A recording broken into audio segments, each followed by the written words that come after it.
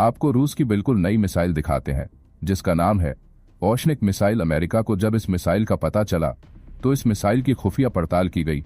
अमेरिकी एक्सपर्ट ने मान लिया है कि रूस की शमक मिसाइल को फिलहाल ट्रैक करना और रोकना असंभव है। इसका मतलब यह हुआ कि एक बार रूस की लाल सेना ने मिसाइल लॉन्च कर दी तो यह अग्निबाण टारगेट को भेद देगा ही। इसकी रफ्तार इतनी तेज है कि दुनिया का कोई भी रडार इसका पता नहीं लगा सकता। यहां तक कि जासूसी सैटेलाइट्स भी रूस की इस मिसाइल को ट्रैक नहीं कर सकते। अगर कर भी ले तो जब तक सैटेलाइट से दुश्मन को खबर मिलेगी तब तक इसके वर्ड तबाही मचा चुके होंगे।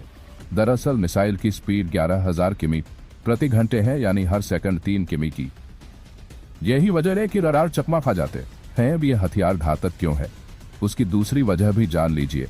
इस मिसाइल में 6 अलग अलग बम है जो टारगेट के पास पहुंचने पर अलग अलग टारगेट को भेजते हैं।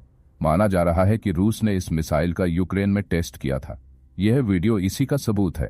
एक ही मिसाइल से 6 अलग अलग टारगेट तबाह किए गए। यह मिसाइल एक बार में 6 से 8 परमाणु बम ले जाने की क्षमता रखती है। ये तो हो रही थी रूस की बात, मगर हमारा भारत भी कुछ कम नहीं है।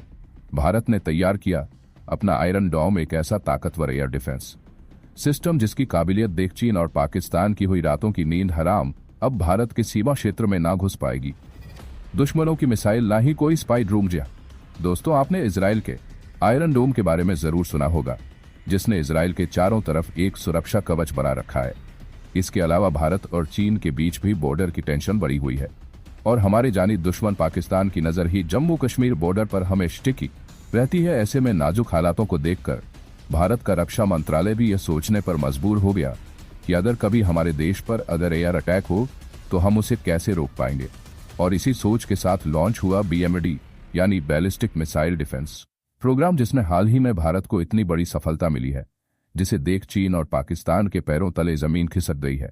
तो कितना ताकतवर है भारत का यह advance air defence system. Bharat सेना को यह रक्षा कवच बनाने की जरूरत क्यों पड़ी और हाल ही में BMD प्रोग्राम में DRDO को कौन सी सफलता हाथ लगी है, जानेंगे इस वीडियो में। लेकिन उसके पहले हर भारतीय वीडियो को लाइक करके कमेंट बॉक्स में जय हिंद जरूर लिखें।